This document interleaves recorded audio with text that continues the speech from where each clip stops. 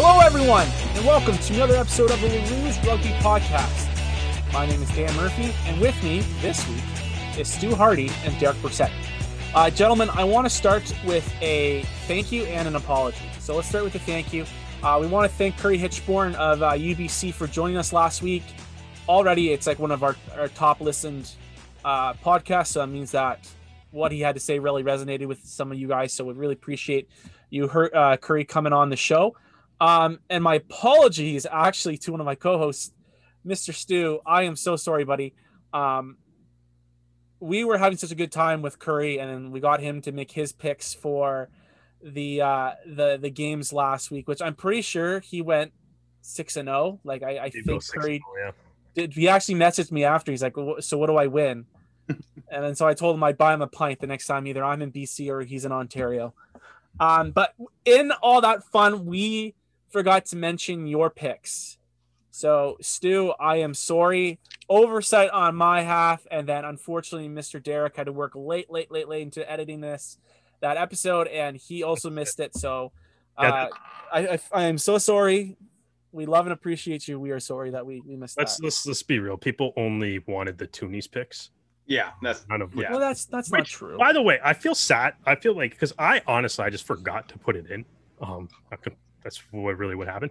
But like I feel bad because there's kind of the amazing thing is like how because Stu, you said it picked all the away teams. I did see the video that you did record and send me that I just neglected to put in the podcast. But so the Toonie picked all away teams, which I thought was amazing because that just meant you flipped tails 6 times in a row. Which I thought was kind of impressive. And I'm like, statistically an amazing anomaly. Yeah, yes. Exactly. And I'm like, Stu will never do something that cool again. So I'm gonna feel bad that it didn't actually make the final cut of the episode. It is what it is, but it is. But that's for the record, if anyone is wondering, so the Toonie picked all away teams, so you can make that of what you will. And Stu went 0 for 6. So whatever. Oh, shut up! I got LA right. Definitely got them right. Woo! Wow, good for you, buddy. Right. Speaking of games that happened this last weekend, shall we? Rip the Band-Aid off. Yeah. Let's get into it because we honestly have a lot to talk about. So let's get into this rugby match. The Arrows probably, and I'm sure it's debatable, but I think this is probably their ugliest loss of the year. Mm-hmm. Losing 47-21 to the Gilgronis. If you look at the stats, courtesy of the MLR app, the Gilgronis had over 300 more meters in carrying. Line breaks, they only had 2 more, 6-4. They had to kick less. They won more lineouts. They had more possession. They had more territory. And the real kicker is they only had 2 more tries, but the Arrows didn't make a single conversion according to the MLR app. So that might be wrong. They had 4 more tries, Dan. I don't know what you're... Well, it says 5-3 on the app, so I'm just going off of what that says. It doesn't count 7 pointers as tries. Oh! All right. Which they scored a lot of. Okay, yes. Well, there you go. Yeah, so... Dan's just like, I turned the game off in the second half, so I didn't... I honestly did. Yeah. I missed probably the last... Did you miss Larome White's the highlight reel? Yes, I did actually. You did? Oh my goodness, man. So guys, I don't think we can really talk about this game fairly because it was a tough game. It looked like Toronto was exhausted. Like they looked tired. Yeah. And that's hard coming against an Austin team that is injured, banged up. You know, they've got key pieces like Will McGee not in the lineup. We know what's going on. Like Osberg's been hurt. Like their lock situation has been kind of a mess all year. What worked well for the Arrows? Was there anything really that we can look back and go, okay, well that went pretty well? Mitch Richardson's try. Yeah, I was going to say that. Yeah, no, I don't care what the score line is. Anytime someone gets their first pro try, that is cool. Yeah. Like, man, I've been like really high on Mitch Richardson. I thought like between the 2019-2020 season, what he was doing in like training and the work he put in the off season, I thought he could have been poised to be like a breakout player during that year. Obviously, COVID kind of shut down that season. And then, you kind of look at Richardson and it's like, I think he's a really good player that happens to play like some of the deepest positions that the Arrows have. It's like he can play center, he can play wing. And it's like you got Lesage, you got Jones, you got the Detroit mixed in at center. Sometimes Barfrey. Yeah. Then you got like, Montero, Mirez, Levis, right? Like all those guys on the wing. So it's like Johnny Sheridan too getting out on the wing. So nice to see him back as well. Mm-hmm. So I mean, like, yeah, like that's for that reason. Like it's nice to see those guys. Or it's nice to see anybody get their first pro try. So that was really cool. Also, other positive thing, dude, Thomas Della Vega is a monster. And even in a game where the Toronto Arrows lose by 26 points, or like he was still just an absolute madman on the field. And he was getting breakdown steals, he was creating other turnovers, creating some slow ball for Austin. Went and it's still like the main guy to go to in the line out. He did everything he could, man. It was he played outstanding, I thought. So those I think are the two big positive things. Stu, I'll let Stu go if he's got anything positive to add, and then I'll circle back. We can start talking about some of the contributing factors to this loss. I think you've hit the nail on the head when it comes to positives, because I didn't see the game live, and I think I'm the better for not seeing it live. The thing that I would have said if I was you have an important job. Ooh. No, well, anyway, the point is that I would say that if I was new to this sport and new to MLR, and this season was the only season I'd had experience of seeing the Arrows play, I would say the Arrows aren't strong enough compared to other teams in the East. But the reality is no team in this league, or possibly even in this sport, is strong enough to do what the Arrows have done. They currently have been in a foreign country for so long, they could have done an entire Rugby World Cup campaign twice. They are away from their friends and family and the mental stability that the other teams have. I mean, just look at San Diego. As soon as they were within driving distance of their homes, they put in like huge performances against both NOLA and Houston. And obviously you can say, well, it's Houston, but NOLA have, put Atlanta to the sword. They've put in like great performances against other teams. And the thing is that because of the situation Canada is in for the time being, it is a case of no professional team is able to do cross-border play. The Arrows and the Blue Jays come to mind. Toronto FC. Toronto FC, the Raptors, the Caps, the Montreal FC. They're not the Impact team, they're just Montreal FC. They're they're Montreal Club de Foot. That's what it is now. Seriously, Club de Foot. All right. Which I've never heard that phrase before ever, but yeah, terrible name.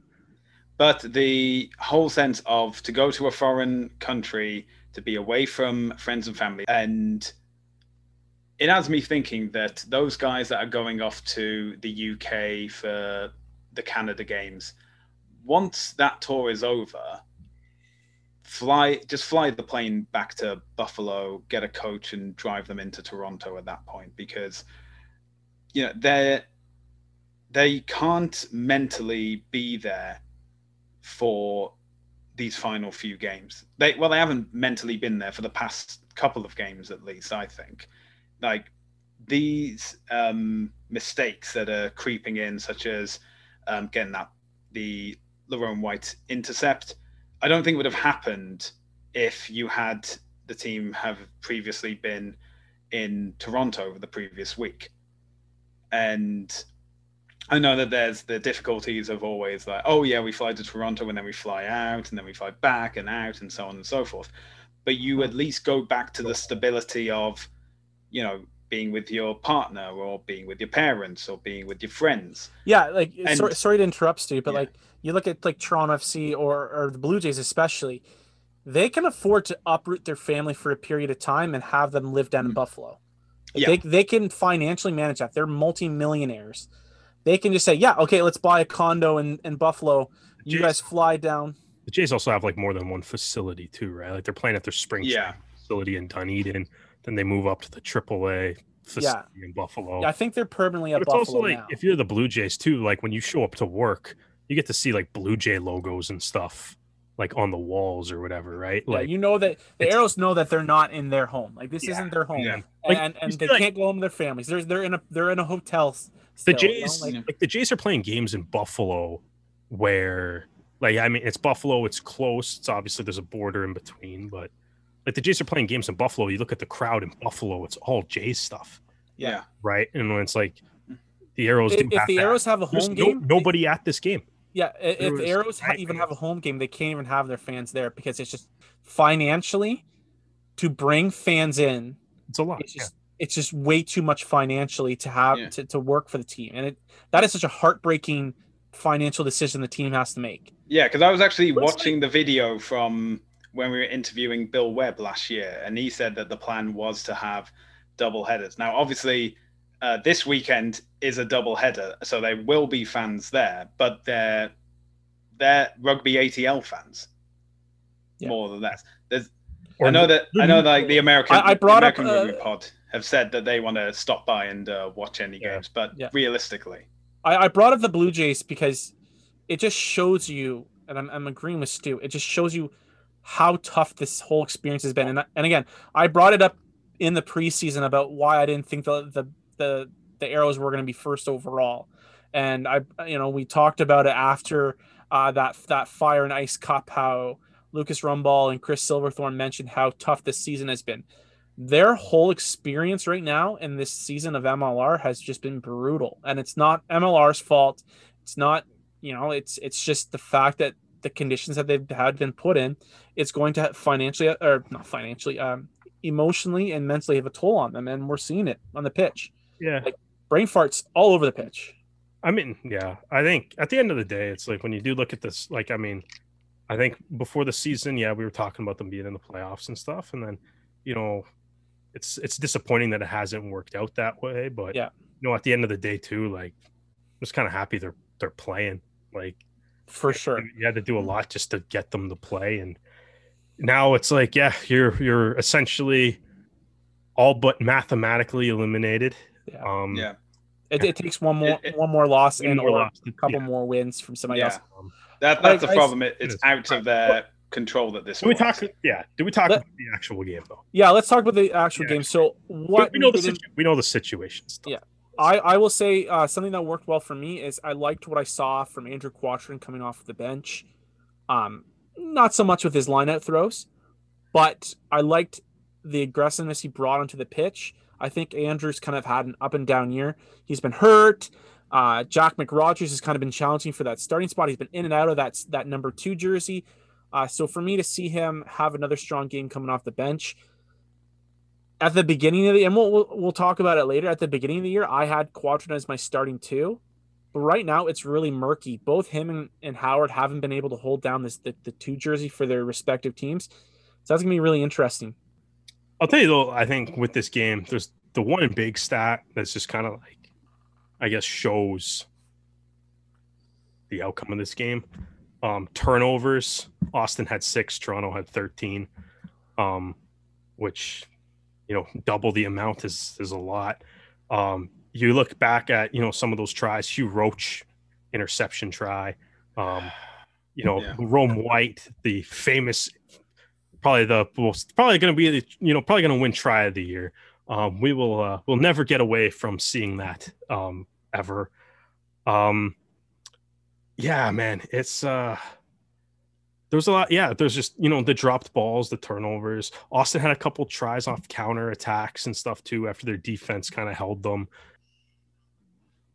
And and that's the biggest difference to me in the game was just the amount of turnovers, especially considering Roach's try, White's try is just direct.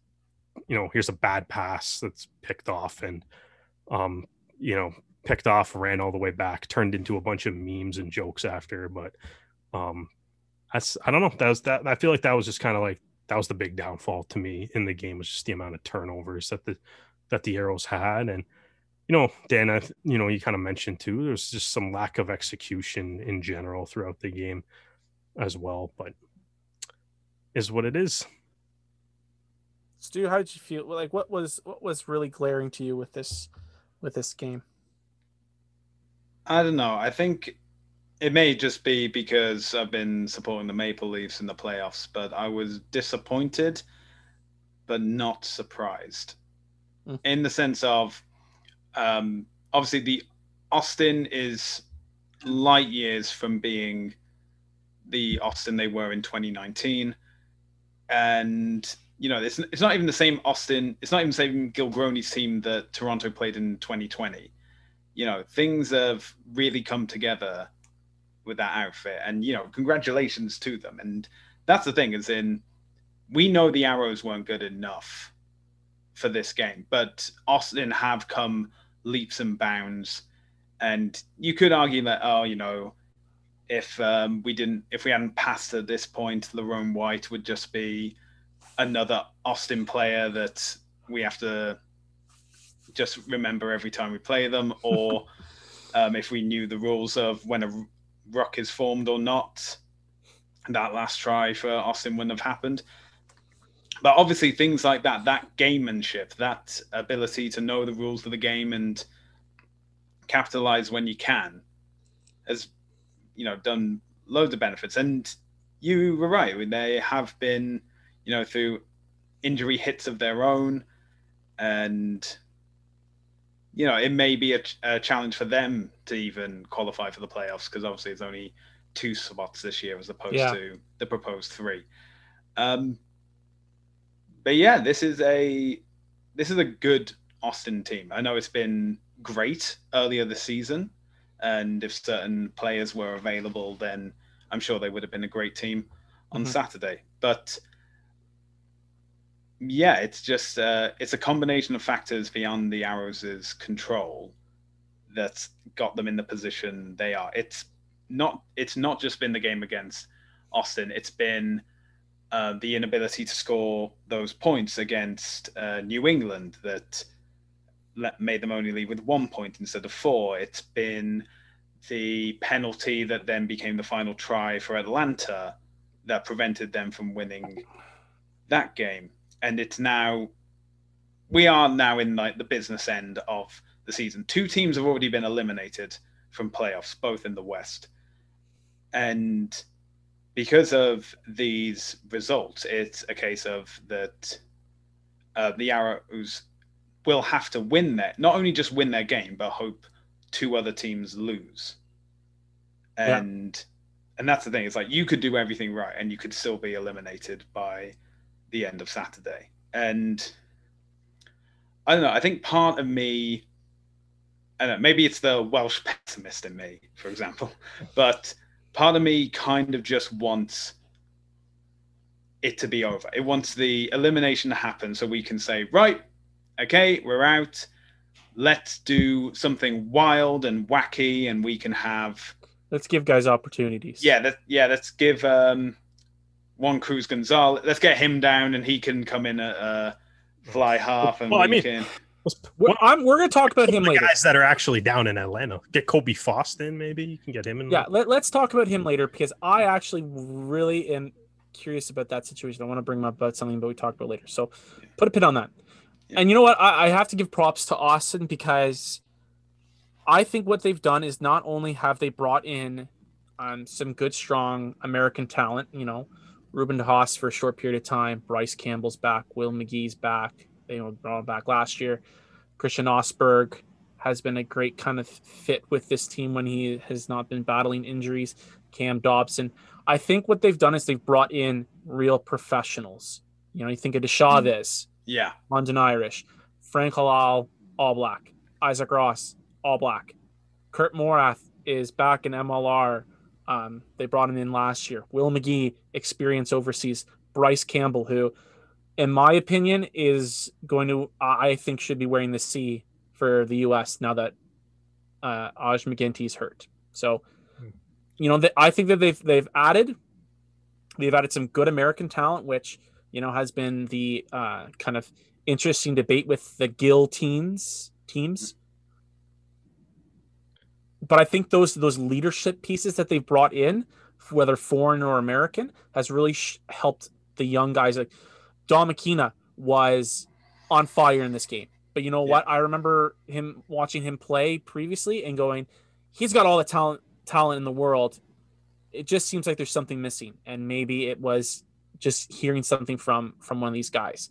I think that they've really taken some strong steps, and they still have some young guys on this roster that they can develop. If Frank Lyle says, I'm done, see you later. The Big Wappa says, I'm done, see you later. They still have some young players that they can develop and bring in. We don't really know what their academy program looks like, but I've been very happy with what I've seen all season from Austin. They've had some slip-ups, but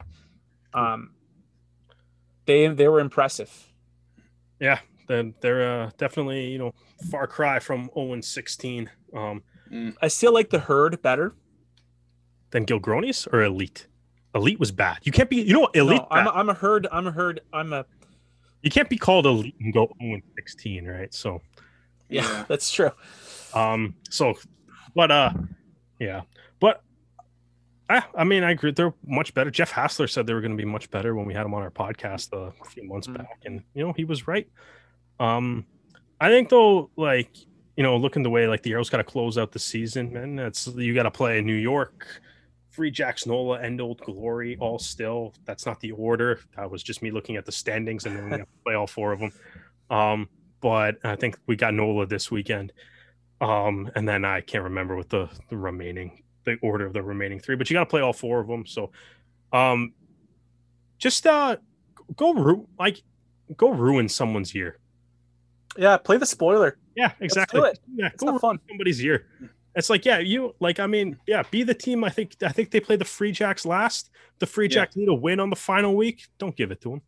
Yeah. Or whatever. Yeah, go ruin something. I like that. Let's be the jerks. No, that's what you get to play for now. Yeah. Team jerk. Bunch of jerks, just like the Hurricanes. All right, guys. Well, let's move on. There were some other MLR games this weekend that didn't destroy me inside. DC versus NOLA. This was a interesting game, and it seems like the wheels are starting to come off in DC as well.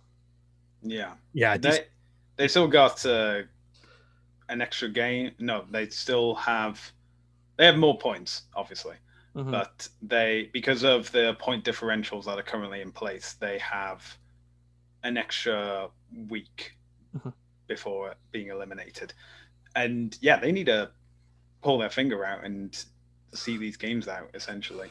And you know what? How much of a killer is it that Robertson's not returning? Oh, he's going off to France. I mean, congratulations to him. Fantastic. Yeah, I think.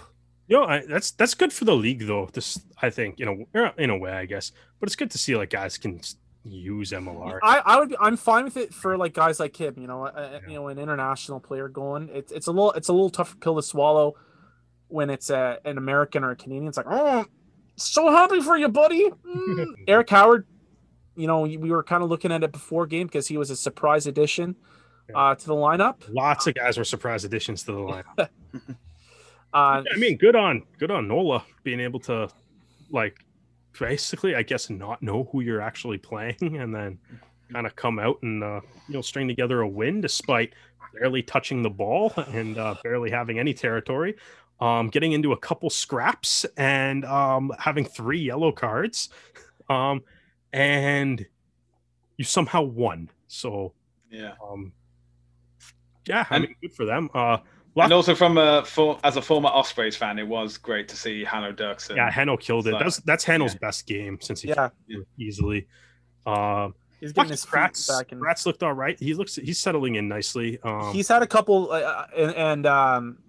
gosh, someone shared the passage on Twitter, and it was just a really, really smart play that Lockie had.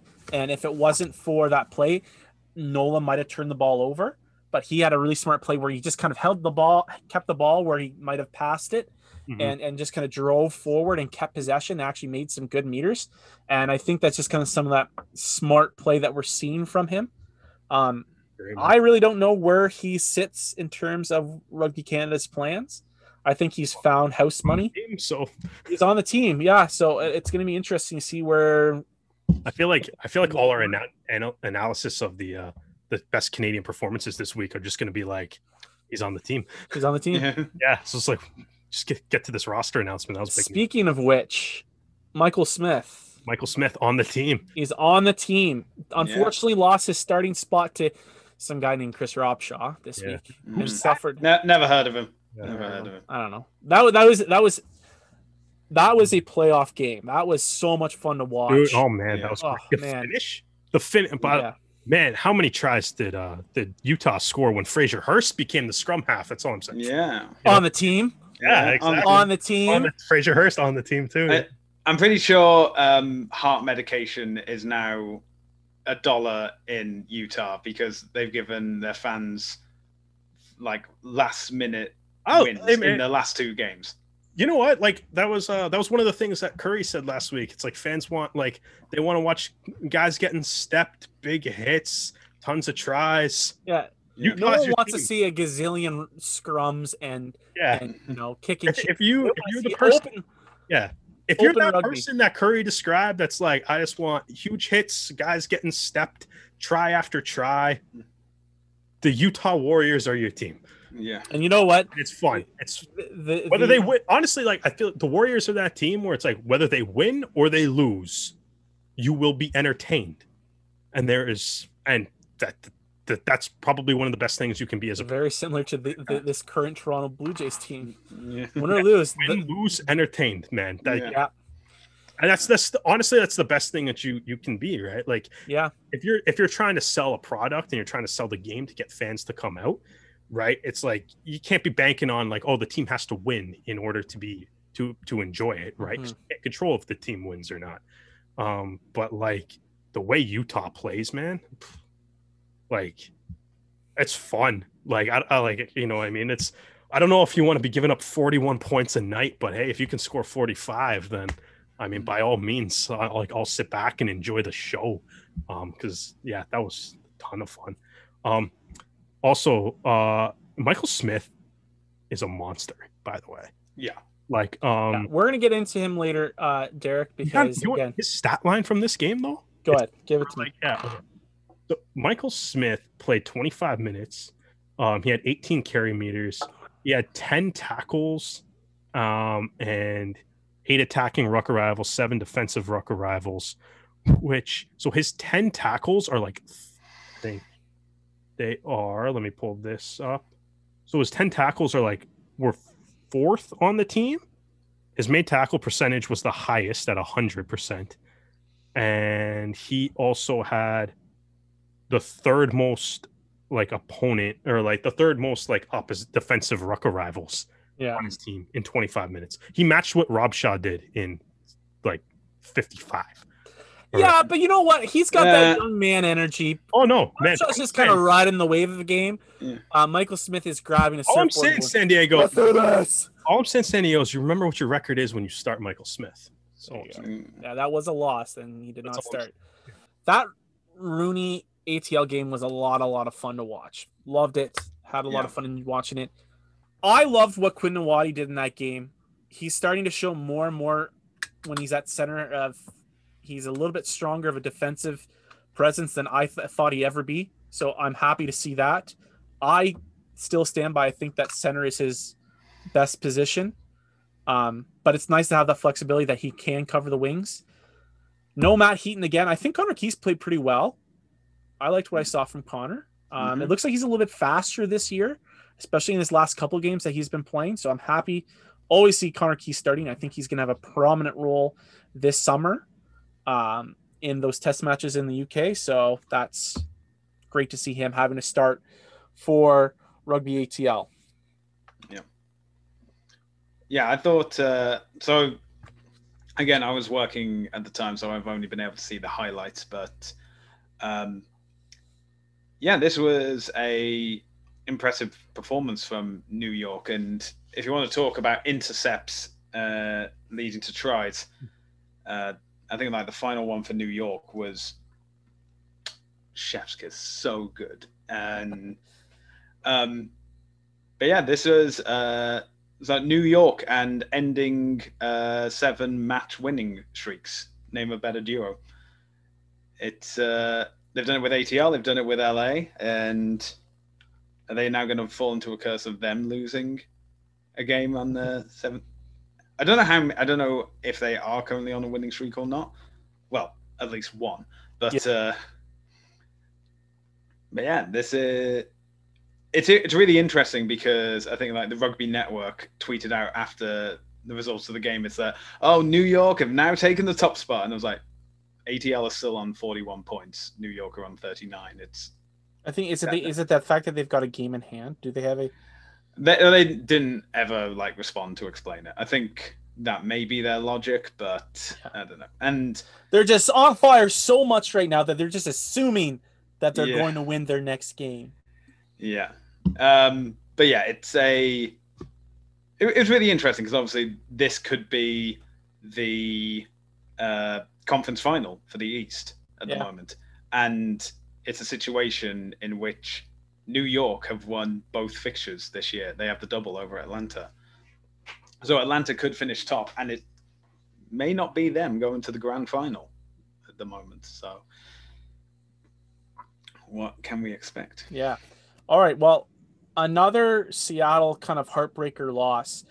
And I got to say, if the Seattle team that we've seen since they've had their first home game, if we had that team at the beginning of the year, I think that we would have been in a much different situation.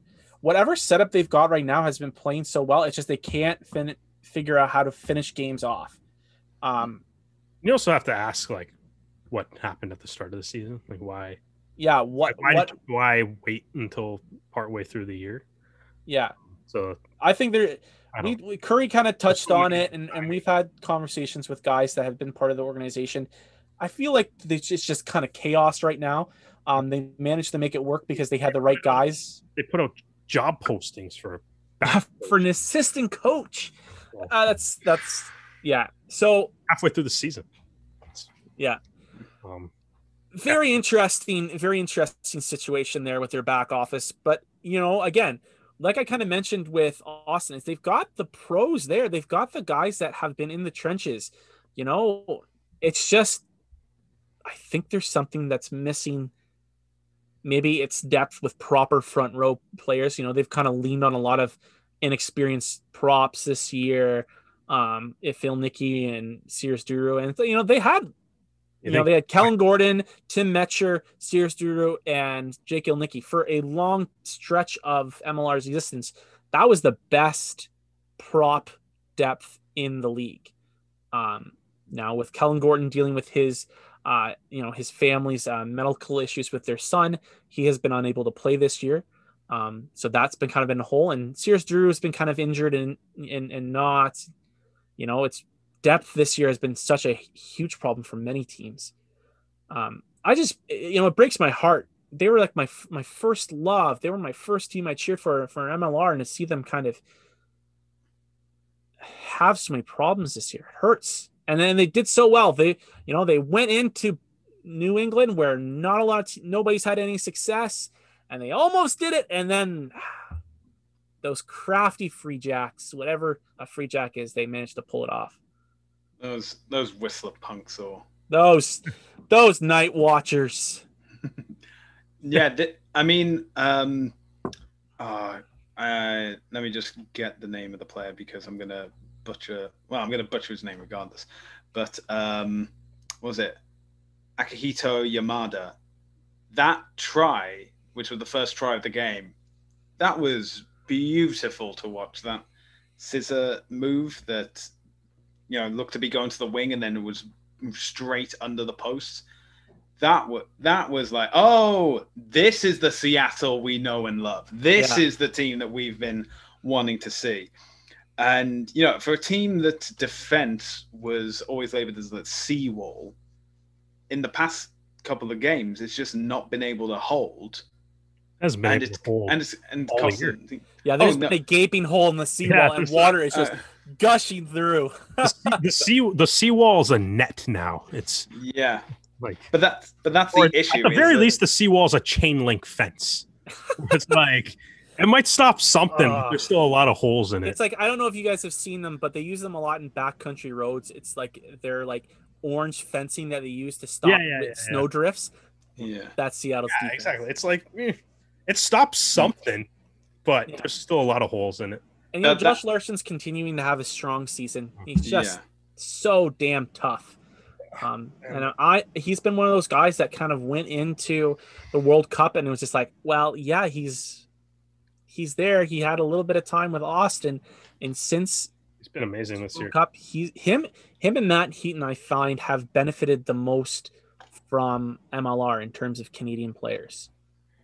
Yeah, them and guys like Quatrin that were able to play their way into quad and stuff for sure. Last game to LA Houston. This is a pretty easy one to analyze. LA's good, Houston's bad. The scoreline reflects that.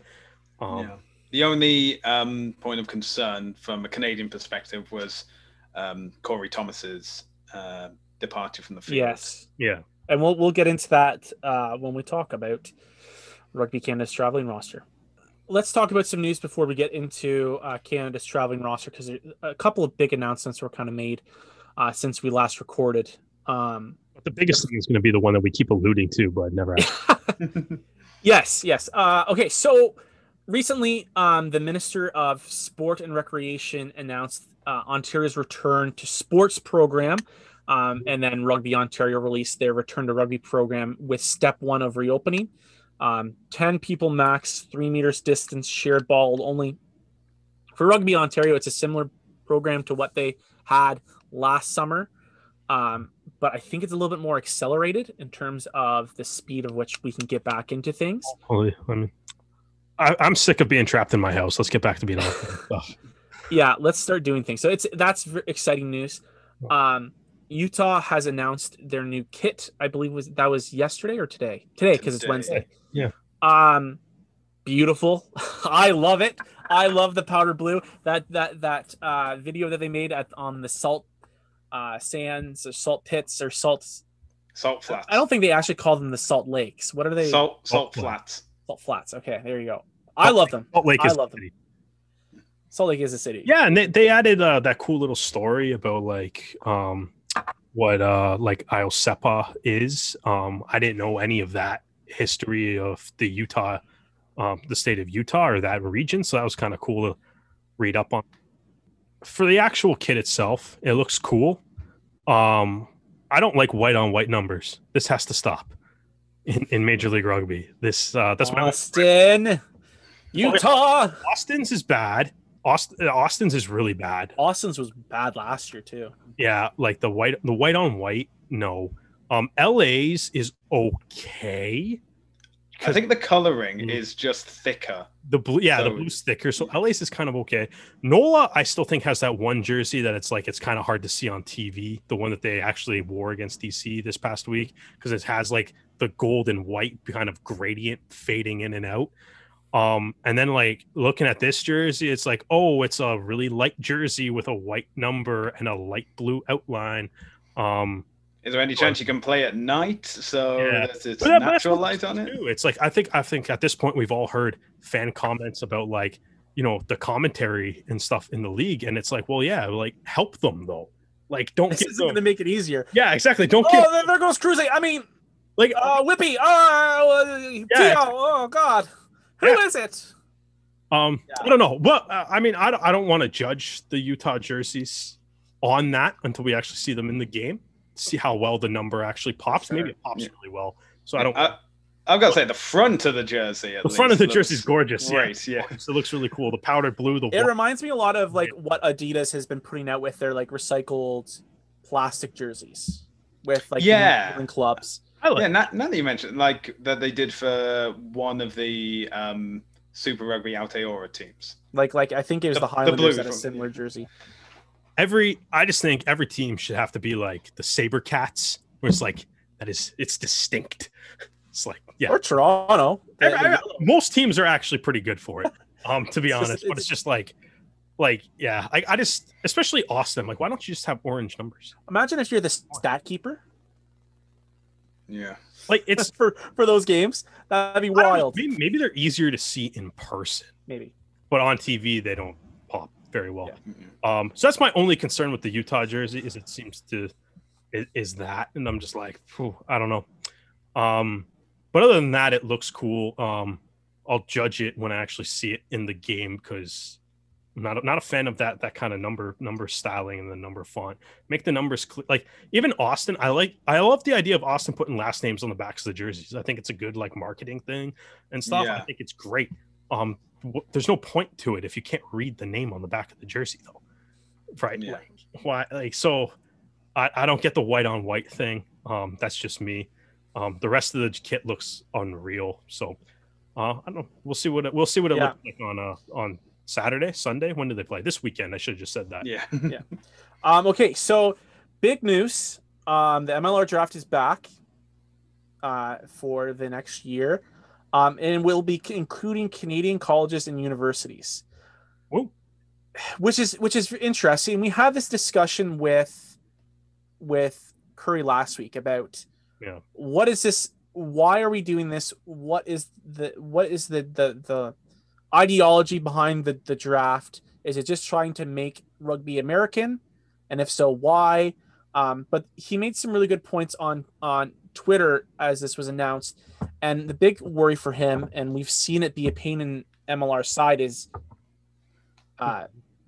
getting visas. Yeah, exactly. Getting guys into the league after they've been signed. And I'm really thankful for Michael Smith to kind of continue in the conversation and add his story about how long it took for him to get his contract figured out and his visa all worked up. And it is, if they are going to expand this to the Canadian colleges and universities, they need to have this more streamlined. And I know it's probably team by team basis.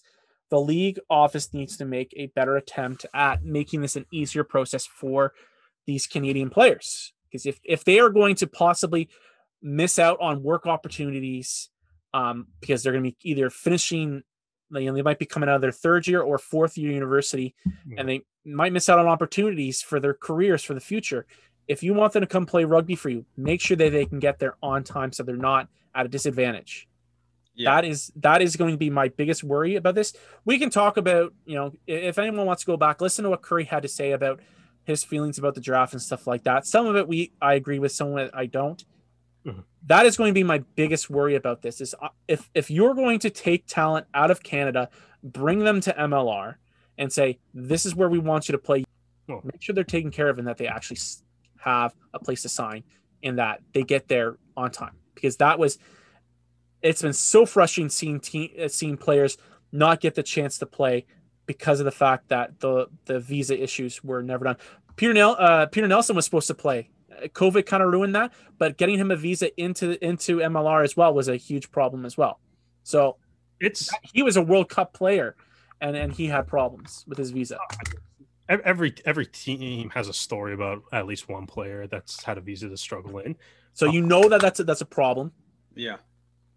Work on it. So yeah, I think from a league, the thing is like the way to work on it is you have to hit the revenue threshold, right? Yeah. For the government, for the United States government, that's how every other league gets around it. I know people were kind of making that point, and they're like, "Well, how do the NHL, how do MLB, how do the NBA manage to do this?" It's like they have way more money, billions of dollars, and you have to hit that, and like that. So you have to hit that revenue threshold, right? For the United States government to make it, and it would make it easier. So it's like it's one of those things where I'm like, it is a problem, but I'm also not sure unless you hit like the guidelines that the United States government has, like you might be stuck with some of that. Obviously, yes, the Canadian players, the visa is an issue. But we are also seeing more and more uncapped Canadian players on MLR teams. Yeah. So obviously Michael Smith being one of them. He did mention on Twitter how many, how it was difficult to get his visa, but Michael Smith, Fraser Hurst, Hildenbrand, Murray, Hank Stevenson. Who else is uncapped? Regan O'Gorman. Monem's uncapped. Right, like you can Quinn Nawadi's uncapped. Obviously, a couple of these. Yeah, but he's played professional rugby. I think that's one of the things that makes it easier. Yeah, but in a different sport, technically, too. Do you think the U.S. government knows the difference? Will know the difference? I have no idea. It'd be funny if like the one guy who worked on his visa was actually a league fan. Yeah, let him in. But like that is kind of what it is. So visa process is that. Obviously, I think I like the idea of Canadians being included is obviously great too. It's obviously with all those guys that we did mention coming out of U Sports, is that the American teams are interested in the Canadian players playing Canadian university rugby right now. So there's obviously that interest and stuff too. So that'll be good to see. It's that'll be good to see. The crazy thing though too, and it's going to be the same thing that's facing problems in a lot of other leagues, especially the NHL, is you haven't seen these guys play in a year for the most part. So it's like a lot can change in a year. This draft will I know there's some US college teams in pro. There has been some US league play, yeah. But obviously Major League Rugby got rid of that rule and then they've changed it. They've added 3 rounds, which is also interesting. But I guess they had success with the 2 rounds, right? Because I think it's all but 2 guys have MLR contracts, and most of them have played at least 1 game or something. So it's worked out. So maybe I'm just curious as to why they went to 3 rounds when this would have been the worst year to do it. I think you're probably just setting the table for what you want to do for the future.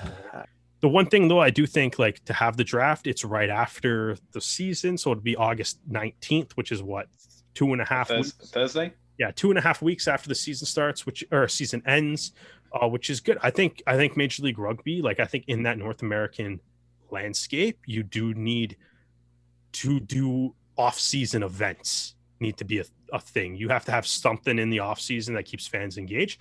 Draft is one way to do it. Other leagues too, free agency is a really big thing in a lot of other leagues. Most leagues usually kind of go with there's one big day where they just for the NHL, it's July 1st, right? Right, where it's just you turn on a TV on Canada Day. If you go on one channel, it's Canada Day celebrations. You go on the other 50% of channels, and it's all Toronto just signed this guy, Dallas just signed this guy. Where is so and so going? Who are the front runners to get this guy? Right, day long draft coverage. I'm not expecting day long coverage of but it's do a day like that. If Dallas coming back in the league, if you do another expansion draft, make a big deal out of that.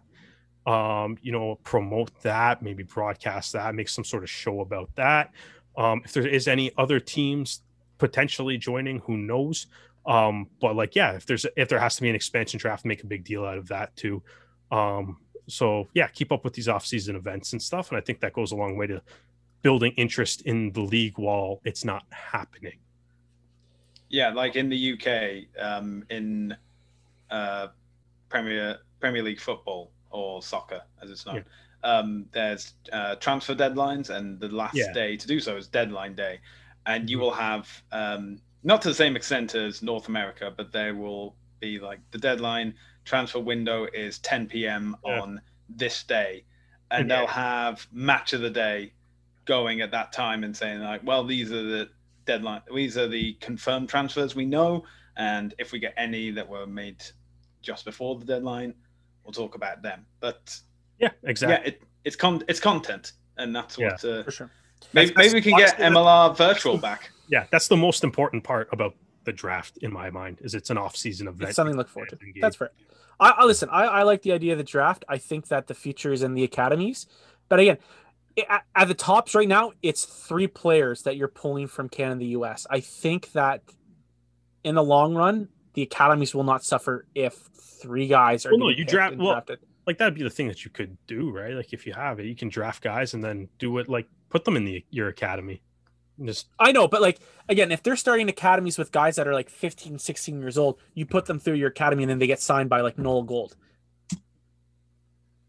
Yeah, I think that or get drafted by them, right? Like, so there might have to be like a draft exemption thing. Like I think that's why they're going star player with university collegiate athletes, though, and stuff. But if you're both, right? Like if you're that's that's a discussion for another day. For another day, yeah.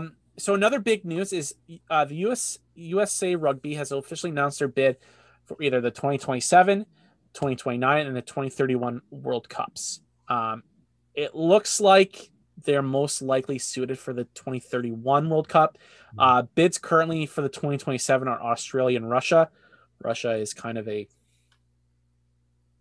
I don't even want to get into that, but it looks like a chance. Yeah, well, I think there's a lot of things that are going on with Russia that we should not even think about going there.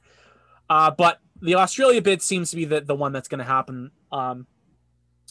With the women's World Cup set to begin or not the women's World Cup, the women's 15s structure that they've set to begin in 2023, and the tournament to be expanded to 16 teams for 2025. My big question is, with the rise of possibly the U.S. having hosting rights for 2031, is this going to be a huge jump for rugby, both men's and women's, in the foreseeable future?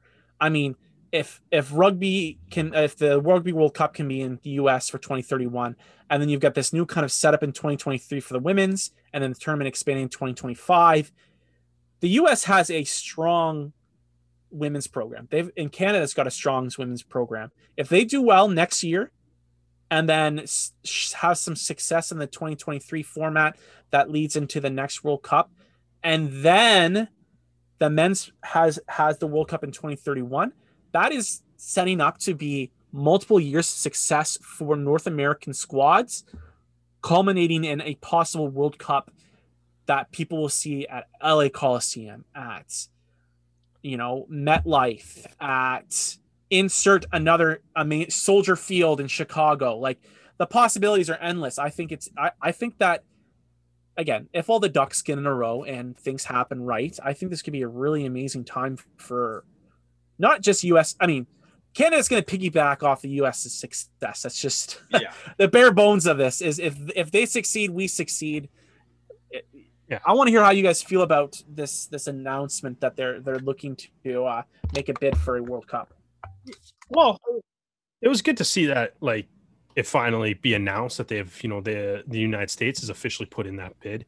I mean, Dan, I think you're right for the most part there. Like, a World Cup in the United States would be massive for the growth of rugby in North America, both men's, women's, sevens, even, right? Like, to be able to have that high level of rugby, the highest level of rugby within, the North American backyard here would be monumental for the sport.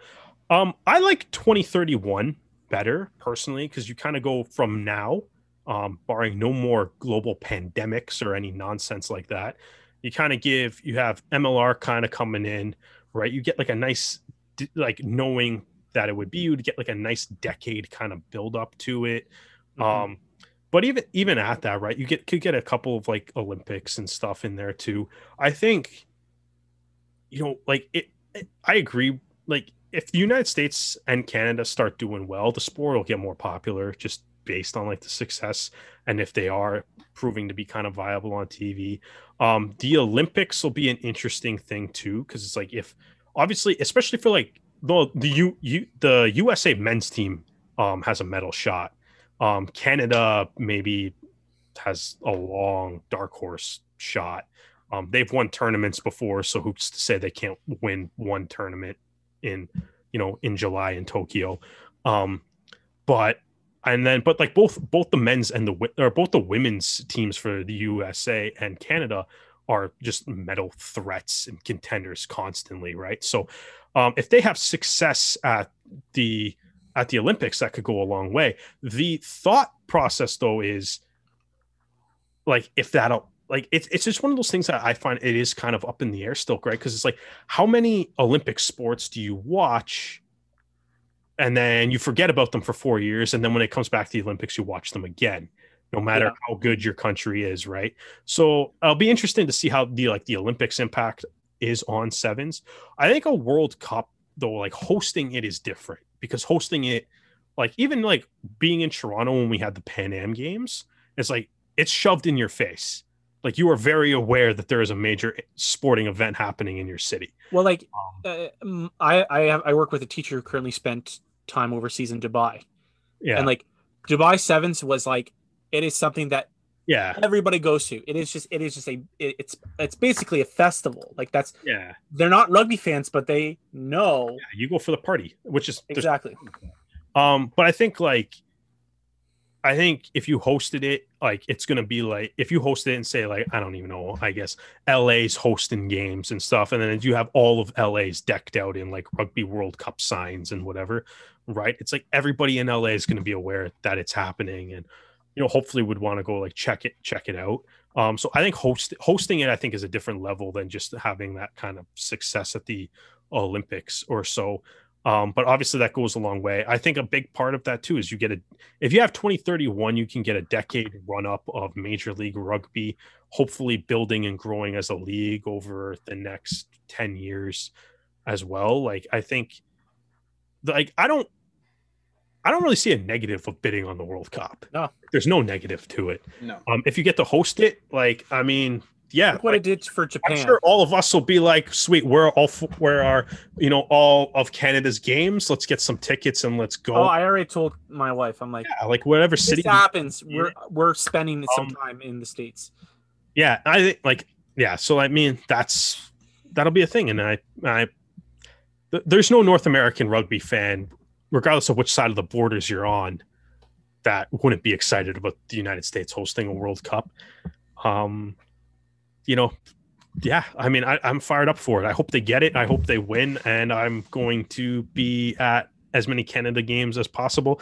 I've always wanted to see the All Blacks play live. I've never done that. So I'll probably try to give that a go at some point.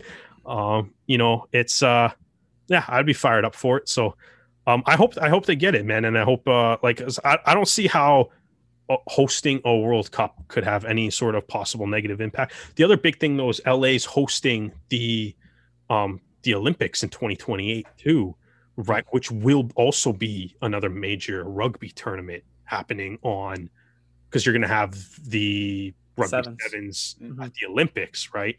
So you do that in LA, that could go a long way too.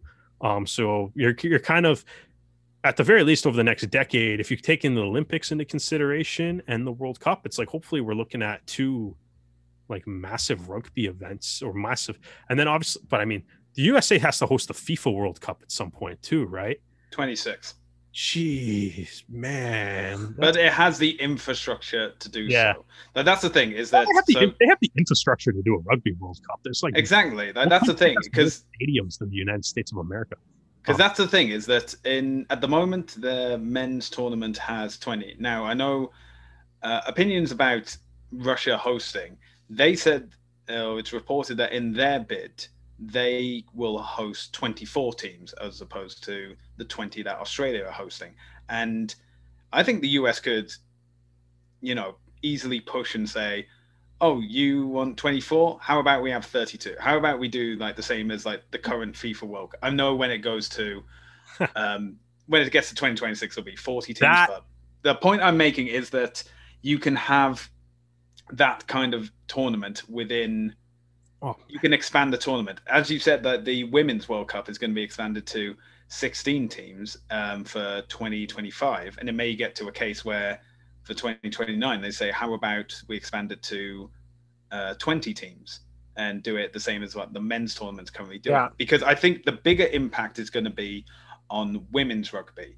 Because if you've watched the Women's World Cups, because of the COVID situation, it's going to be limited to a few stadia in New Zealand. But even in the 2017 World Cup in Ireland, those were, like double headers or triple headers at the same, essentially training ground. And it was only for the big final, they would go to like the Kingsholm Stadium or something like that. So a stadium that, is big for rugby, but not the level of what you would say a World Cup could be.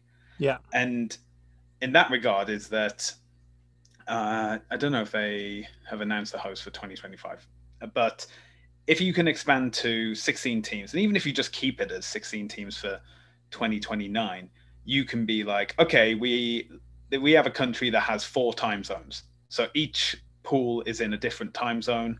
And then we'll have the top 2 teams. We'll have like quarterfinals in each. Yeah, the possibilities are endless, especially with the size of the US, and you can cater. You can put certain teams in certain spots. Like you can put like the European teams on the East Coast, make it a little bit easier. Put the pools all oceanic teams, up, right, Dan? So the pools. I guess so, yeah. But I mean, if I'm choosing to put New Zealand somewhere, I'm putting them in LA. Do it though, and I know that England you do it like the NFL, where it's like you're going. There's a game at 1. There's a game right after. There's a game right after. There's a game exactly. A game right after. Anyways, we're kind of going down a rabbit hole, guys, but the possibilities are great because we got to get into the meat and potatoes of this episode, and it's crazy because we've already talked about it so much. Rugby Canada has announced a traveling roster for their 2 games in the UK. 30 of 32 spots have been filled. They're waiting on 2 injury reports. Brian Ray has said that it's most likely Siaki Vikilani and Corey Thomas. Which makes so much sense based on the actual roster. Yeah. They currently don't have an 8-man. Like that's just kind of the bare bones of it. And those 2 guys probably. What's your starting 15 right now? Because it's pretty. I feel like it's pretty easy. No. Yeah, I mean, Sirius Duru, Howard, Keith Larson, Heaton, Rumble, and then and then you maybe say Michael Smith or Vikilani or Corey Thomas. That 8-man spot is but we don't know if Vikilani. We haven't heard how bad the injury are, so they might not even go right. So based on they might grab someone like Travis Larson, or Luke Campbell. That's what I'm saying though. It's like based on the 30 guys right now, right? It's like you got from 4 to 8 jersey, you got 7 guys for 5 spots. So all of them are in the lineup, technically based on math, right? Like if you were to go like Keys, Larson, Heaton, Rumball, Smith, that means you have Albornoz and O'Gorman on the bench, right? Or you change up that order. Yeah. But so they kind of need that. 25 players from MLR. 9 players from the Arrows, 11 uncapped players, which is interesting. Heaton, Lesage, and Rumball named tour captains, and the reason behind that is Captain Tyler Ardron, Tyler Duguid, Evan Olmsted, and Matt Tierney listed as unavailable or injured. We know Matt Tierney is 100% injured. Evan Olmsted, he's probably still partying from his promotion to the top 14. The Ardron not being there sucks a lot, and that makes me really upset. But Duguid not being there is, I think, the number one that upsets me the most. Yeah, I think I would agree with that completely. I think like Duguid's, he's one of the young, like up and coming stars, prospects, right? So it's like that's an exciting player that kind of misses out. But like Bailey, Boom, Stevens, Nick Carson too. It's a lot of guys. That's a lot of guys out, and the depth of the roster kind of shows. It sucks because most of them are all locks and back row guys too. So the spot that we the depth kind of shows a little bit in our depth. So take out Duguid and Olmsted from your locks. So much less. Okay, so the interesting thing that I found with this roster announcement too is it includes Regan O'Gorman and Lucas Albornoz, who were not initially included on the 40-man roster. Yep. But Cellini and Flesh were. So Cellini and Flesh got, I guess, straight up cut in favor of O'Gorman and Albornoz. And then the other guys that didn't make the team from the 40-man roster, that weren't included on the list of unavailable players, was Kotze, Detroit, Provost, and O'Leary. So only 1, 2, 3, 4, 5. So 6 guys got straight up cut essentially. Yeah. And O'Gorman and Albornoz made the team ahead of Cellini and Flesh, who would also be locks that were initially. But they had Flesh as a loose forward. Okay, but internationally they seem either way. So if he still plays lock, so if you needed him to do it, he could do it. He could. But either way you cut that. O'Gorman and Albornoz are in. Cellini, Flesh are out.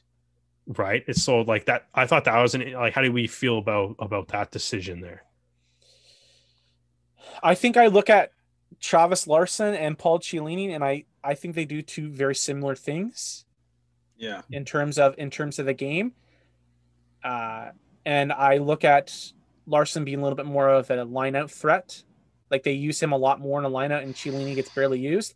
I think that when I look at those two guys, two big, strong tacklers, ruck arrivals are always kind of high for both of them. I'm going to go with Larson only because of the fact that he's more better useful in the line-out. Mm-hmm. I don't even think he's better. It's just he just gets used more with his team. My whole thing though is just it's gotten more this year. I've noticed Cellini in the lineup a lot more this year. My whole thing is just like Albornoz is just like, I think he's played well for Houston. Like it's one of those guys that's playing pretty well just on a really bad team. But like my whole thing is like he's 30 already. And I'm just kind of like I know like earlier, and this is nothing against Lucas Albornoz or anything, but I was like, when we were talking about this earlier, I was like, unless your name's like Ardron or Olmstead, like I don't want anybody over 30 on the team. And I'm kind of like, why bring in? Yeah, but our young stud lock can't play. Yeah, but you have Cellini, who you could probably get. Like that's what I'm saying. Like I would bring the younger guy. Is all I'm saying. Okay, yeah, so I would say I'd pick Cellini. Or why is Adrian, who would you rather have, Albornoz or Cellini? Cellini. So we're for the same reason that you just said age. Yeah, but obviously current game, like how Albornoz has played recently has changed. He's been playing very well. I think, man, this squad, this was going to be something, man. Playing England and Wales, it's going to be yeah. Welcome to the big time, boys. See, that is the one thing I kind of do like about it, though. Like, I mean, who's ever said that like trial by fire can be fun? I'm not a coach. I don't know the best way to necessarily develop players, but I honestly, we had this discussion on the podcast when we announced we found out about these games, and you and I had very different opinions on this. Yeah, but that's what I'm saying. But at the end of the day, though, Dan, right? These are the matches that you have. So you have no other. If you want to see the young guys play, you have no other option right now. They're playing. I know, but my argument then and my argument now is Rugby Canada could have done. Maybe could have gone a different way. Maybe they couldn't have. We don't know what the situation is like. We knew that this England game was going to happen no matter what. We knew that was part of some backdoor agreement with the election with World Rugby. But that's my point though. Like if you're Kingsley Jones, it's like you got to look at that. It's like these are the games that I have. I need to see these players. So why could they not fight to get Tyler Duguid back? Is it top 14? That's the thing. But that's the thing though, right? Is it says like it really says injured or unavailable. So it's like, and I mean, like if you're Kingsley Jones, it's like if you don't have access to the guys for whatever reason, then like your hands are tied, I guess. I don't know. Like what are you gonna do? Maybe I just don't like that answer. I don't like you are a national coach. But it depends. I guess the question, like, if you're injured though, what do you? If he's injured, that's fine. Yeah, if they're all injured, but he played up until. Like, it's a weird. Are you just saying it's a weird coincidence that it is a very weird coincidence? All the French pros. Yeah, it is a very weird coincidence. Well, this is the way I see it: is that because when it comes to the qualification games against the USA, these French teams, by World Rugby law, have to release those players at the time. Yeah. And this is the thing: is that because of the top 14 season, like they're having like the semifinals or the finals in the next few weekends or so. So but none of their teams but are. None of the. But that's the thing, is that this is the only rest period that they get, because the preseason will begin from like the start of August as well, and they know, and Kingsley Jones and the entire backroom staff know that if they were to like select Ardron or anyone who isn't injured, and something happens to them now, they are screwed come September. I will go with what you're saying, Stu. I understand that for maybe Tyler Ardron. No, but at the same time, he's already a known commodity. They know what they're getting with Ardron. Same thing with Evan Olmstead.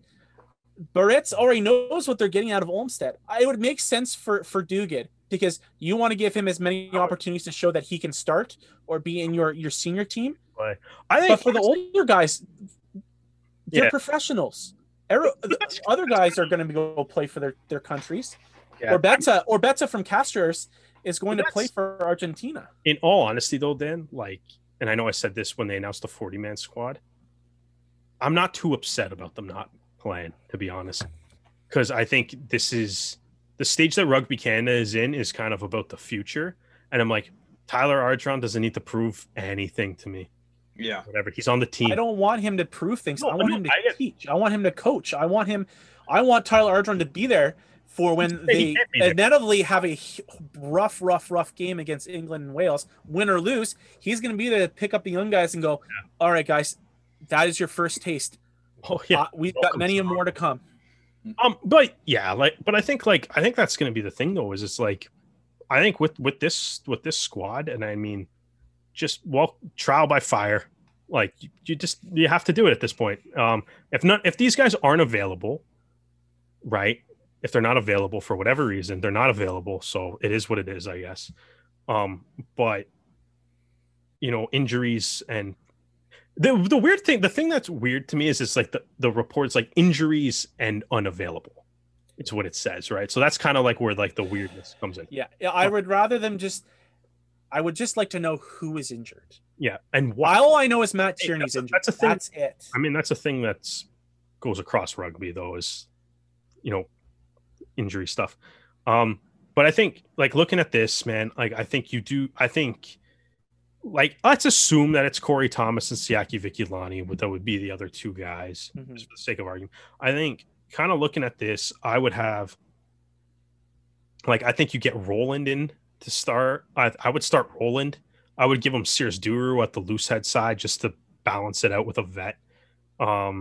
Maybe put you could probably put Howard or Quatra in there. Maybe go Quatra just because Roland would be used to him, but try to get him somebody.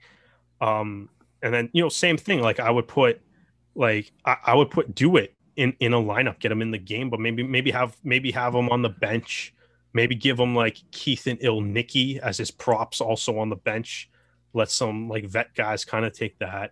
Kind of already mentioned that based on this, if it is Thomas and Vikilani that are the outstanding two guys, it kind of opens up a little bit more. Right now, you don't really have much of a choice as to who you start from 4 to 8. But if you have Vikilani there, maybe give Vikilani a run at starting at 8 if he's there. You know what I mean? You could put in maybe Thomas could be a good guy to come off the bench. Right, switch it up for the next game. Yeah, exactly. You go Heaton, Rumball, Vikilani in the back row, and then you could, and then you probably still go like Keys, Larson up in the engine room there. Halfbacks are interesting. Percillier starts. That is the one position on the team that I'm like, this is not debatable. Percillier starts. As strong of a season Ross Brody's had. Yeah, no, that's Percillier's jersey. Percillier is having a strong season in the top 14 then. Start him. He's starting in the top 14. Fly half. I say Will Kelly. Dan, Stu? And who's kicker? And who's kicker? Yeah. Kelly. Yeah, but nothing has convinced me so far that he is. Who do you have kicking? That's the thing. I'd rather just. I'm more confident. Tries under the post, automatic 7-pointers. Tries under. I'm more confident in Peter Nelson and Jones. Do you have Jones? Do you put Jones at center? No, I am not putting Jones in the lineup. No, you didn't get faith in Jones. You got no. I've got Priscilla. You know who kicks? This Priscilla kicks for the under 20s. So all right, Priscilla. There you go. And there you go. If there's a guy that can kick, so Kelly still start. I still say Kelly. Who do you guys want? Who do you guys want as your 10 then? This is the biggest position debate I think on the team right now. Between Povey and Kelly Nelson is really who you got. Nelson. Maybe Parfait. I think you do the first game Nelson, and then you do the second game, give Kelly Wells. But I think you start with Nelson. Okay, so you would go Nelson. Yeah, I you know what? That's fair. I'm on that. I think you start. You give everybody. I think you got to give everybody time. I think you have to. Yeah. I'm in that mindset. If we're gonna have a guy who is one game. Rookie 9, I'm giving the jersey again. He hasn't played as much fly half as I hope, but I'm going to give the guy who's played Pro 14, has spent some time overseas. Yeah, I mean rookie 9, but he's a Pro 14 player. Like it's. I would be fine with playing against England, though. I think there's a difference between playing against some of the top 14 teams. Brody and Hurst. Honestly, I would probably go because I think Priscilla is an interesting. Priscilla is the only guy that I'm kind of like play him, start him both games, and then give Brody and Hurst rotate them each a game. Yeah. I think that's fine. Centers, Nawadi and Lesage. That's the only way I see no it. Question. Yeah, there's no question there. As happy as I've been with how Spencer Jones has played, apparently Nawadi with how he played this past week. Well, he didn't need. It's fine. Nice try assist though, with Ben. Yeah, with Ben Lesage, they've got good chemistry. But I think that you are insane by not having Quinn Nawadi start. His size, his passing ability. At the same time, though, I'm still like, and I think he complements Lesage really well. I think you also find a way to get Jones and Kratz playing time during this, though. So give them each a bench spot. We kind of said that already with the backup scrum halves. Only getting a bench spot in one of the games. Yeah. Each one of them gets a turn. Yeah. Wing. Just a second. I got to look at the lineup now. Now you're Cole Davis and Doug Fraser. Kanoa Lloyd, Isaac Olsen. No. Yeah, I'd say Cole and Doug. And Doug. I say Davis and Olsen. Just so you guys see the young guys. Is that what you're going for? I'm up there. Why not? And then I would do that, and I'd put Fraser on the bench because he can cover center and wing. Okay. That's fair. And who are we saying is fullback? Well, you either got Povey. In our situation, we either got Povey or we've got Pat Parfait. Right. You can put Nelson there, I guess, if you didn't say Nelson, that fly half. Yeah, I think I'm going to go Nelson. But... You can play Nelson. I'm going to go with Povey. I like Parfait being an impact sub. He can literally play anywhere. I'll put Parfait on the bench and I'll start Povey. He's got a cannon of a kick. Yeah, I want that in this. Povey does have a cannon. I think Parfait's just a little bit steadier back there, so I'd probably go with him, especially since I'm putting like Olsen and Davis and Nawadi, and so I mean, got to balance it out with a bit more of a vet, World Cup vet, I guess. That's my kind of. Povey would be on the bench. I would have Brody, Fraser, Povey on the bench based on the line, and then I guess maybe figure out a way to work in Jones and Kratz, or maybe figure out a way to work them in at some point. Because I think you got to play everybody at some point during these two games, just to see what. To me, unless either Lesage or Nawadi gets hurt, that is going to be your future center pairing. Yes, we have not had a consistent center pairing in Canada for like a good period of time. It's been this rotating kind of crazy show with Hearns, Blevins, Lesage, and sometimes Connor Trainer. Like it's just been kind of this mess. Sometimes Doug Fraser. So I want consistency in my center pairing. So sorry, Lesage or Kratz, but I don't think one of them will get into a game. I don't know. What's your expectations for this team going into this international test? Wales win some scrums, score one try, have some fun. Have some fun.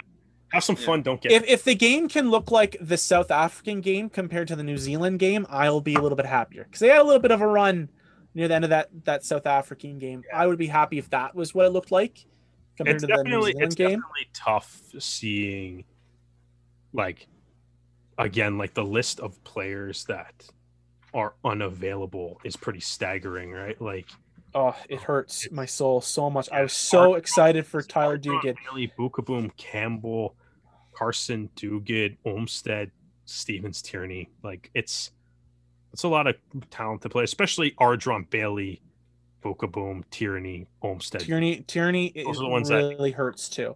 This World Cup window was Tierney's chance to be. They all hurt. But this was his chance because he was kind of in and out of the starting lineup leading up to the 2019 World Cup. This was his chance. He's been in the top 14. He's been on the bench. He's been starting in some games for I always get their name on Castros. He had a chance to anchor down that number 3 jersey, and it's been due to this injury really been taken away from him. It's a disappointing. I hope he rests up so that way when we get to those qualifiers against the US, he is spick and span because he's going to be a big part of that future. Yeah. How old is he? He's not. He's like 24, I think. Yeah, like him and Keith are like the same age. So like he's got tons of time to develop and be a big part of Canada's pack. So all right, guys, well we got to finish up. So let's keep moving. Thank you, Toronto Arrows, for announcing this before we recorded. The Toronto Arrows have made some signings. Ollie Knott, flanker. He was part of the Rhinos. He's been training with them recently, but he was part of the Rhinos rugby team at the World Tens. Was playing prop for them there. Really impressed me. I liked what I saw from him. He's been he's got 2 caps, I believe, with Canada. Was part of their U20s. Going to be some cover for them with Rumball leaving and Deanna leaving. So, good to have him. Joe Tomlinson, same thing. The hooker depth with the Arrows, with Stephen Ng not being able to play this year, has been hit. So it's good to have another hooker. He's got a really interesting story. Had a really great semi-pro amateur career in Wales, and never really got that chance to play pro, and then kind of just on a whim right before the pandemic started, moved to Canada with his partner and got working visas. And then, sometimes life just kind of brings you on these twisty turny journeys, and now he's going to be joining his first pro team. So congrats, Joe. That's exciting. And boys, the big one, Sammy Malcolm is back. He is back. The all-time points leader for the Arrows is back in the blue and white. This is exciting. Now, before we get into what this means, I want to talk about what this means for another player. Juan Cruz Gonzalez was kind of this guy that everyone was talking about. Earful of Dirt talked about him. The Rugby Rant talked about him when they did their season previews. This was a guy to watch. We haven't seen him at all. And I don't know what the situation is, but it seems that they're now bringing in a fly half fullback when we had one signed. So do you guys know any more about this situation? Because it seems like a very strange, it's like that classic mom thing. It's like, we've got a perfectly good fly half fullback at home. Why would I go to McDonald's and get another one for you? I mean, Gonzalez he didn't make in a way, he didn't make the team as far as like the group to travel to Atlanta initially. And not really sure what he's been up to since then. But I'd rather have Sam Malcolm than him anyways. Oh, for sure. If Sam Malcolm is coming back, then I'd rather have that. We do have Sam Malcolm back, which I think how cool is obviously it's one of the most popular players in Arrows history. So like The only non-Canadian. If he wants to come back, you're taking him back. It doesn't. I mean, doesn't matter who else is on the roster. Yeah, exactly. So I'm going to end the Juan Cruz Gonzalez conversation. And that's fair. That's fine. I'll give you that. Yeah, but I think like it's interesting. I know I talked to Sam after he signed with the Sea Waves, and he said that we were kind of talking. He was doing I guess like the PR thing, like thanking the club and all the fans and all that, and then he ended it with "Who says I won't be back?" And that was back in June 2020. So it is now just under a year later, and he's back, which is incredibly exciting. You obviously you have Parfrey leaving, so Parfrey and Kelly leaving, but you also have Adam. So it seems like the option he's probably going to play fullback.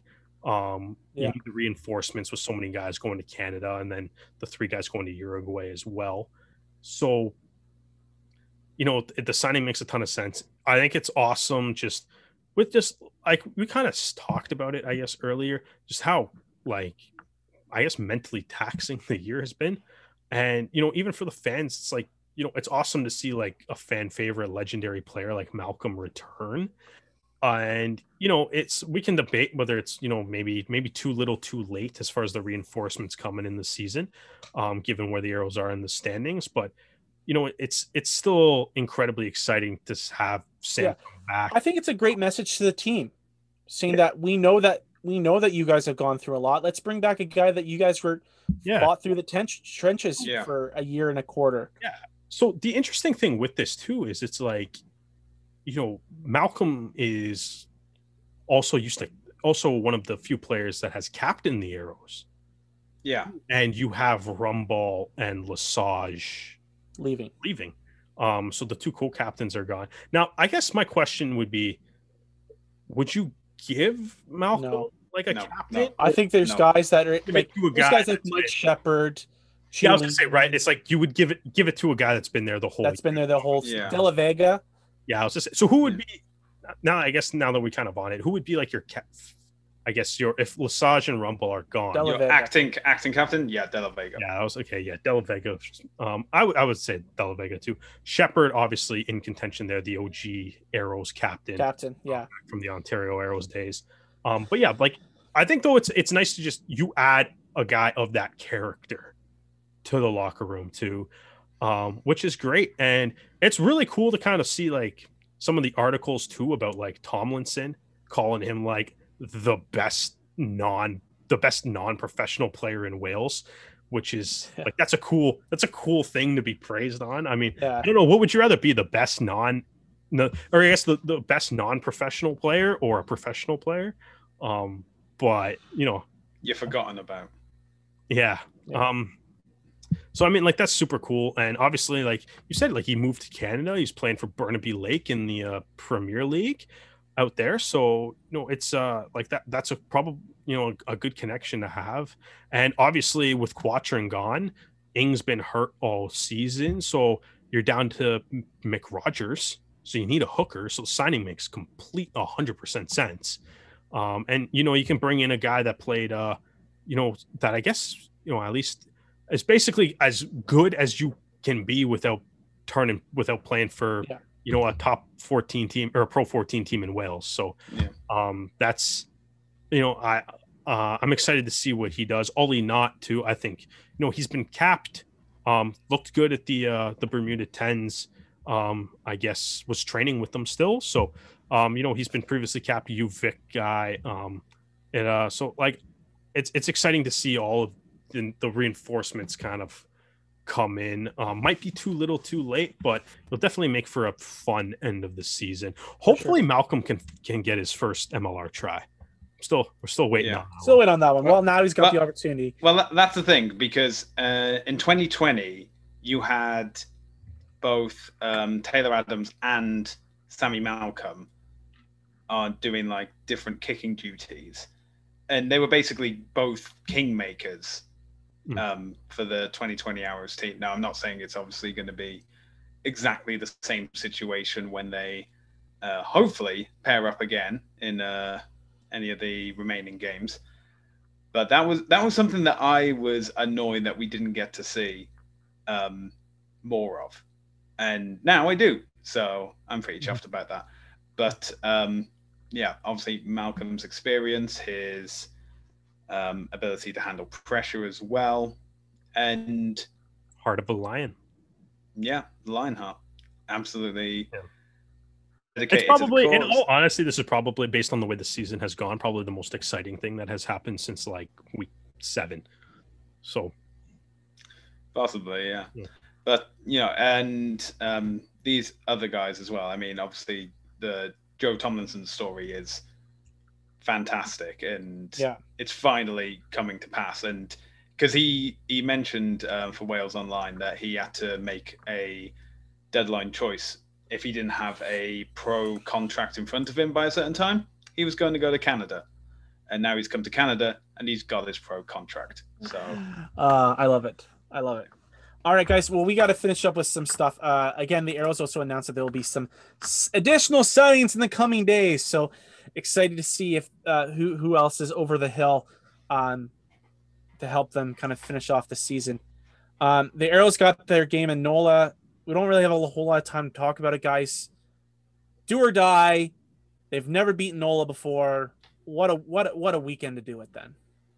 I think that's all we can really say about that. NOLA's in the thick of a playoff race too, and like I said when we were talking about it earlier, let's be jerks. Ruin someone's year.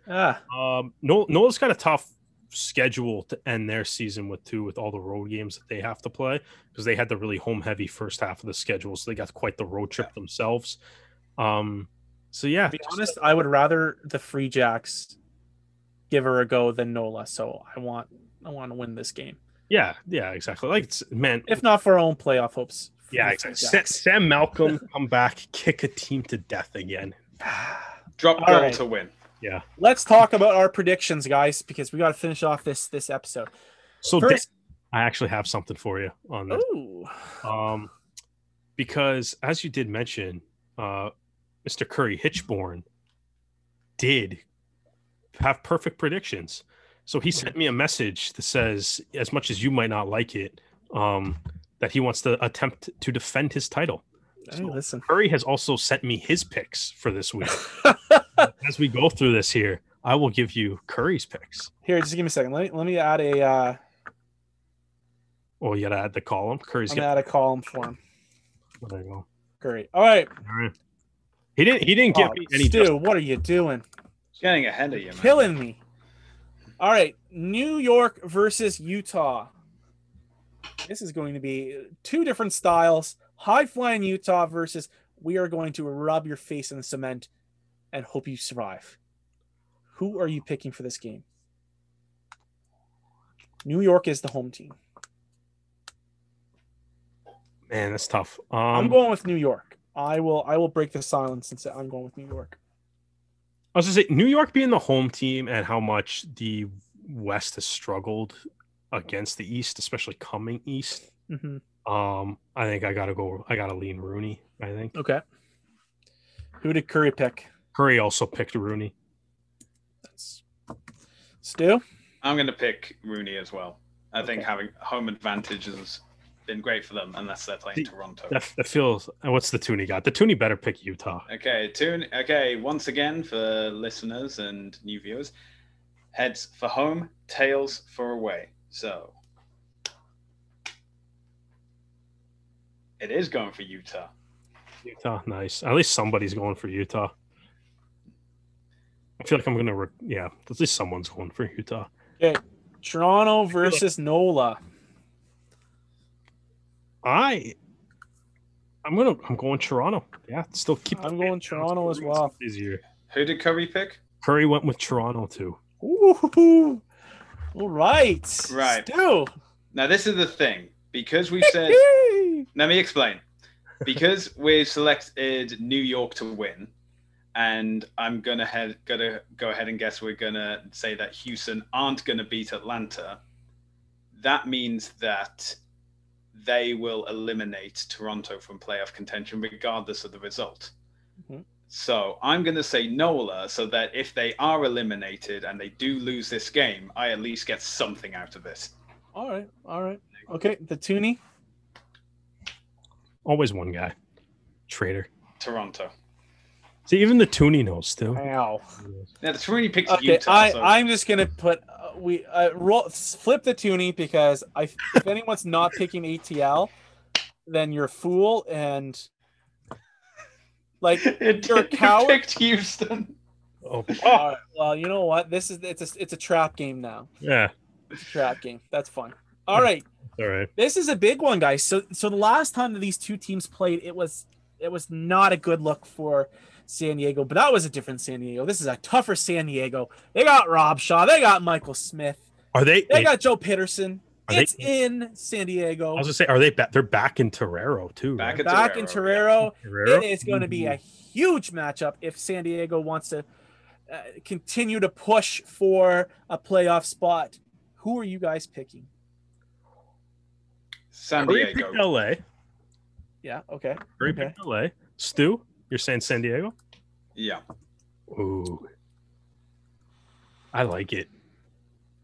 I'm gonna say San Diego. Michael Smith has 3 breakdown steals. I don't even know if he's starting, but I'm just gonna say yeah, I'm picking LA. That's fair. It'd be a good game. That didn't flip, so good game. San Diego. It goes San Diego, LA, San Diego, LA, San Diego. Symmetry. Oh man, I'm in. San Diego.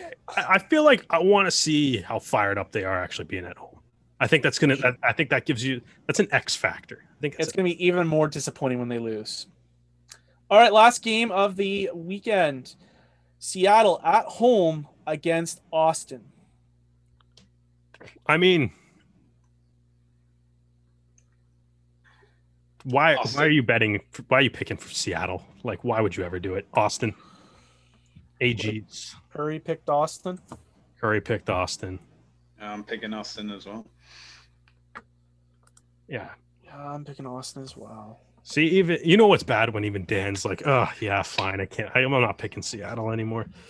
And the Toonie also They've hurt picked me too Austin. bad. The Toonie, I'll see even. You know what? I typed it in as they picked Austin anyway. So look at that. I was gonna say, yeah, the Toonie is even like, Seattle, no, not happening.